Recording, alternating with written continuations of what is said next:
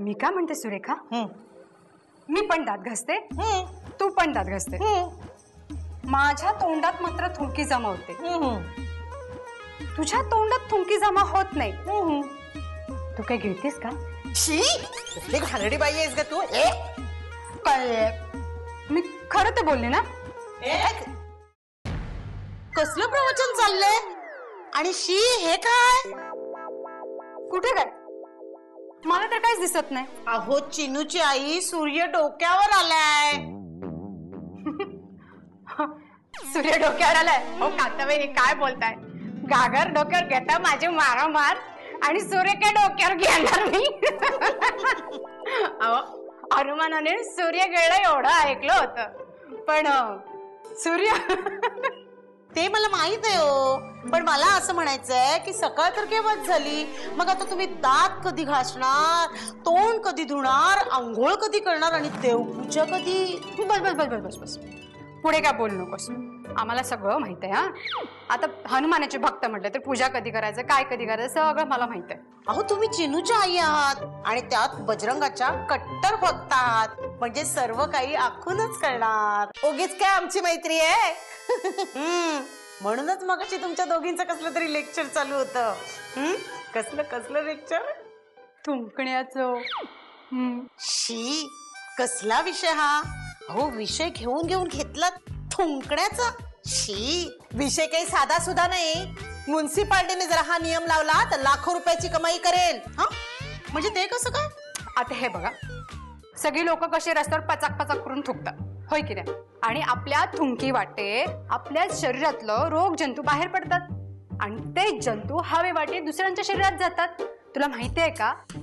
आता हे बघ, असं समज की ती दुसरी लोक नसून आपलीच लोक आहेत, आपलीच माणसं, आणि जर आपल्याच माणसाच्या शरीरात जर रोग जंतू गेले तर तो आजारी पडणार.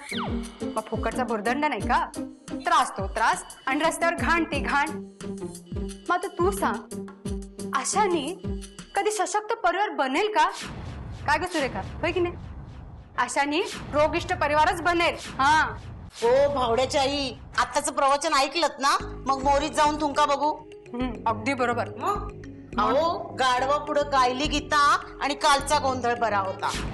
म्हणून मी काय म्हणते, रस्त्यात इकडे तिकडे पचक करून थुकायचं नाही. बरोबर. हा, थुकायचं असेल ना तर पीक दाणीतच थुकावं, नाहीतर आपल्या हातात पिशवी ठेवावी आणि पिशवीत करून थुकावं. बरोबर ना? त्याच्याने आजार पसरत नाही. अगदी बरोबर. दंड बसवला तर लोक इकडे तिकडे थुकण्याचे तरी थांबतील, हो की नाही? आयडिया. आपण जर आपल्या चाळीपासूनच हा नियम काढला तर तर कसं वाटेल आणि कसं होईल? काय म्हणालीस? अगं बाई, अख्खी चाळ आपल्याला खाऊन टाकील. त्यानं काय होऊ नका, ते परत तिथेच थुकतील. हा नाही, सुरुवातच जर आपण आपल्यापासून केली तर. आता हे बघ, काय ग, चांगल्या कामाची सुरुवात आपल्यापासूनच करायला नको का? हा ठीक आहे, आता आपणच आपल्या फॅमिलीला समजावून सांगायचं की वाटेल तिथे रस्त्यावर थुंकायचं नाही. अगं असं केल्याने काय होणार माहितीये का?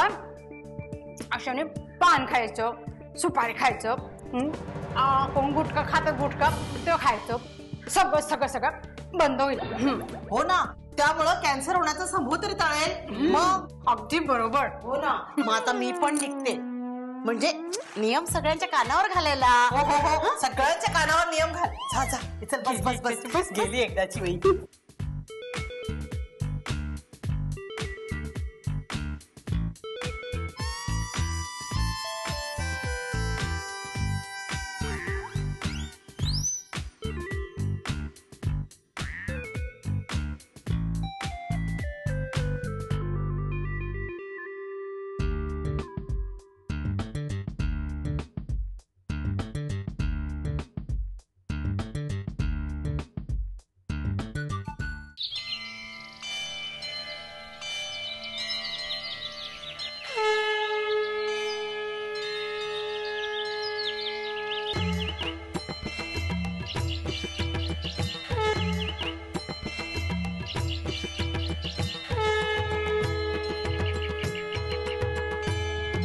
बजरंगबली की जय. जय बजरंगबली. गेले कुठे हे सगळे? हा, गेले कुठे? कोणीच नाहीये. छे. अरे बावड्या, काय झालं? अरे मला पण आज कोणच नाही भेटला सकाळपासून. काय उपयोग? माझी तर आहे ना वाटच लागलीये. का रे, काय झालं? अरे काय झालं काय? तो सोन्या आहे ना, सोन्या, तो माझ्या गोट्या आणून देणार होता, अजून आला नाहीये. अरे मी बघितलं त्याला. अरे तो गोट्या मोजतोय. काय? हो. अरे भावड्या, तू अगदी बरोबर म्हणतो तसं. काय? अरे भावड्या, तुझं गणित आणि तुझी मेमरी, म्हणजे तुझी मेमरी ही परीक्षात वापरली असती ना तर पास झाला असता. अरे निदान 10वी तरी पास झाला असता. अरे हा काय बोलतोय? काही कळतच नाहीये. अरे स्पष्ट बोल ना. अरे मूर्खा, तू मला एकूण 300 गोट्या आणायला लावल्या येतात ना, मी त्या साठवल्या आहेत. अरे म्हणजे ते तू मोजत होता? मग काय, मीच बोलणार. मला याच्यावर कुठं विश्वास? हा ढगातला ढ. ए ढ कोणाला म्हणतोस तू? तुझा मित्र ढ. मी तर नाही, पण माझा मित्र. अरे वा वा वा, काय सॉलिड गुगली टाकली आहे रे बावड्या. अरे इथे काय टाइमपास चालू आहे? काय काय गुगली टाकली? काय बोलतोस? हा, इथे मी टेन्शन मध्ये. चिना कुठे सांग? आता हा चिन्या कशाला? तुझ्या 300 गोट्या तुला मिळाल्यात ना, मग आता या चिन्याचं काय लोणचं घालायचंय? अरे तुला काय करायचंय? तुला सांगितलं तेवढं कर ना तू. अरे पण आता चिन्या त्याच्या घरी असेल ना.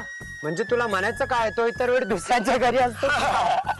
म्हणजे चिनूने घरगडीचं काम चालू केलं वाटतं. क्या बात आहे. घरगडी म्हणजे अय्या कोणाकडे आहे? मी आहे.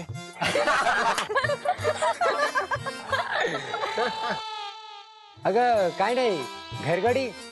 भावड्या, नाही नाही, मला काय म्हणायचंय, हे कविता, तू इथे का आली? जा चल घरी जा. अरे तुम्ही सगळे कुठे चाललात? आम्ही चिन्याच्या घरी जातोय, तू येतेस का? नको, तू घरी जा. अरे नाही ग, ही दोघं जण जाणार आहे चिन्याच्या घरी. माझं काय काम आहे तिकडे? ए भावड्या, तुलाच तर चिन्या पाहिजे नव्हता ना. आम्ही दोघं जाऊन काय करणार? ए तुम्ही दोघं जा, मी येतो मागून. हा, ये मागून नाही फुडून नाही, चल आता. कविता तू घरी जा. घरी घरी जा काय म्हणतो? कविता, तुझं माझ्याकडे काही काम होतं का?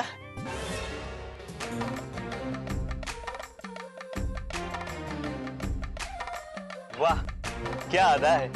ए गदा, अदा म्हणे अदा. चल. अरे ती हसली म्हणजे फसली ना रे. हा, फसली. ए भावड्या, ती नेहमी सगळ्यांकडे पाहूनच हसते आणि सगळेच नाही फसतात. तुझं ना काहीतरी चायला. रोमिओ आणि पार्टी, आपल्याला चिन्याच्या घरी जायचंय. चला. आता मी ना त्या चिन्याला ना सोडणार नाही बघ. ए भावड्या, मला सांग, त्या चिन्याचं तुझं काय चाललंय रे? अरे त्याच्याकडे ना माझं अर्जंट महत्वाचं काम आहे. अच्छा अच्छा अच्छा. कविता आली होती ना, तेव्हा याचं अर्जंट काम नव्हतं. ती गेली आणि आता याचं लगेच महत्वाचं आणि अर्जंट काम. चला ना. ए, अरे, चला. अरे चल. हा काय हे बघा. अरे अरे अरे अरे मूर्ख माणसानो, हा काय प्रकार आहे? काय झालं? शी शी शी शी शी. हा? अहो, तुम्ही तुमच्या घरी असं काही थुकता का? नाही. तुमचं घर स्वच्छ ठेवता ना? हा. मग परिसर स्वच्छ कोण ठेवणार? शी शी शी शी शी शी शी. अहो शास्त्री बुवा, अचानक काय झालं? मी रस्त्यावर चुकलोय, तुमच्या अंगावर नाही. हो, तुमचं काम काय? देवळात पूजा करायची, देवाची पूजा करा, नैवेद्य गोळा करा. काय नैवेद्य तुम्ही गोळा करून आणून देणार का? कंजूस कुठले. एक हार आणि एक खडी साखरेचा तुकडा ठेवता नैवेद्य म्हणून. नशीब माझं साखरेचा एक कण ठेवत नाहीत. तो देखील मी उचलणार नाही, कारण तो घेतला तर मला डायबिटीस व्हायचा. तुमचं म्हणणं काय? जेवणाचं अख्खं ताट आणून ठेवतो तुमच्या पुढे. काय समजतं तुम्ही स्वतःला? तसं नाही. अहो, एखादं फळ, देवाला फळं आवडतात ना, फळं आणायची. हो ते आणू आम्ही, पण तुम्ही मला सांगा, आम्ही रस्त्यावर का म्हणून चुकायचं नाही? रस्ता का तुमच्या मालकीचा आहे का? देवळाच्या आवारात नाही ना चुकत. बघा, तुम्ही देवळाच्या आवाराला मांडताना मग रस्त्याला देखील तेवढाच मान दिला पाहिजे.